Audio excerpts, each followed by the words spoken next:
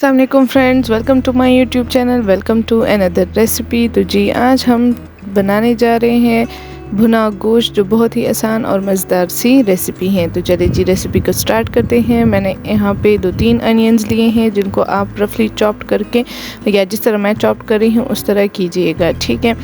बड़ी ईद आ रही है और उससे पहले मैंने सोचा क्यों ना भुना गोश्त बनाया जाए। ये वीडियो अपने पास सेव कर लीजिएगा और फिर ट्राई ज़रूर कीजिएगा। तो ये मेरे पास कुछ फ्यू ही इंग्रेडिएंट्स से, बहुत कम इंग्रेडिएंट्स में बनने वाला ये गोश्त है। तो आपने क्या करना है, 1/3 कप मैंने यहाँ पे ऑयल लिया हुआ है। अब ऑयल लेने के बाद आप पूरे घी में भी इसको बना सकते हैं, बटर में भी बना सकते हैं, इट्स अप टू यू। मेरे पास यहाँ थोड़ा सा बटर था, मैंने वो लिया है। घी और बटर जो भी आपके पास अवेलेबल हो वो ऐड कीजिएगा, ठीक है। मेरे पास ऑयल और बटर था, बिलीव मी इसका टेस्ट बहुत ही मज़ेदार आया था और बहुत ही प्यारा टेस्ट इसकी वजह से आ गया था। बिल्कुल आप वैसा ही टेस्ट आता है जैसे आप बाहर ट्राई करते हैं, खाते हैं। एक बार घर में भी बना दीजिएगा तो आपको बहुत मज़ा आएगा, ठीक है। चलिए तो अभी हम क्या करते हैं, तेज़ पत्ता 2 मैंने लिए थे वो ऐड किए हैं। इसी के साथ मैंने यहाँ पे 3 से 4 अदद काली मिर्च और 4 से 5 अदद मैंने यहाँ पे लौंग लिए थे और बड़ी इलायची 1 मैंने ले ली है। बस फिर क्या है, इन सबको आपने भून लेना है, ठीक है। तो भूनना इन सेंस के मतलब इसकी स्मेल आ जाए, पक जाए, तो आपको पता चल जाएगा जब इसकी एक प्यारी सी स्मेल महक आना स्टार्ट हो जाएगी तो फिर ये मसाले पक गए हैं। फिर जो हमने अनियंस, जो प्याज थे हमने काट लिए थे, उसको आप ऐड कीजिएगा और बस क्या करना है, थोड़ा सा हमने इसको गोल्डन ब्राउन होने दे देना है। बहुत ज़्यादा आपने इसको फ्राई नहीं करना और गोल्डन ब्राउन, बस हल्का सा इसका जैसे ही कलर पिंकिश होना स्टार्ट हो जाए, उससे गोल्डन थोड़ा होना स्टार्ट हो जाए, बस तब हमने फिर चीज़ें ऐड करनी है। यहाँ आप देख सकते हैं कितने मज़ेदार सी ये टेस्ट इसका मैं चखा तो नहीं सकती, लेकिन आंखों से तो आप देख ही सकते हैं। इसी के साथ मैंने हरी मिर्चें ऐड की हैं अपने टेस्ट, आप अपने टेस्ट के हिसाब से हरी मिर्चें ऐड कीजिएगा। और मैंने यहाँ पे आधा किलो बीफ ऐड किया है, बड़ा गोश्त जिसे हम कहते हैं, और उसकी बुनाई अच्छे तरीके से करते हैं। इसी के साथ 1 खाने का चम्मच नमक मैंने ऐड किया है। थोड़ा सा प्याज हमने बचा लिया था, वो थोड़ा हम कच्चा अब इस पे ऐड करेंगे ताकि जो थोड़ी बहुत स्मेल बची भी थी वो भी इससे चली जाए, ठीक है।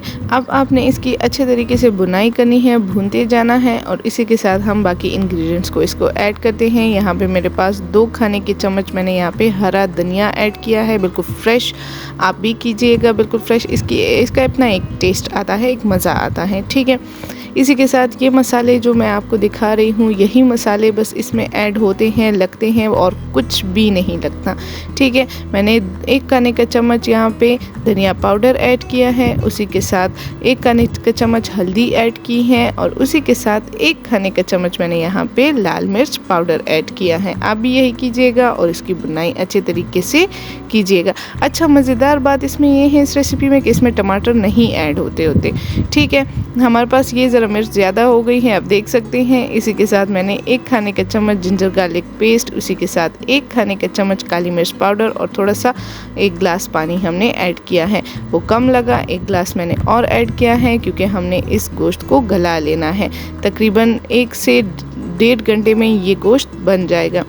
अब हमने क्या करना है, सीक्रेट मसाला है वो ऐड करना है। यहाँ साइड पे मैंने इंग्रेडिएंट्स लिख दिए हैं, वो आप देख लीजिएगा। इतनी चीज़ें हमने ऐड कर दी हैं, जिसमें 1 खाने का चम्मच सॉल्ट है यानी नमक है, 1 ही खाने का चम्मच ज़ीरा पाउडर है, शाही ज़ीरा हमने लिया है, पाउडर नहीं सॉरी साबित ज़ीरा, और तेज़पत्ता और 1 काली मिर्च मैंने ली है थोड़ी सी 2-3, और 1 बड़ी वाली इलायची।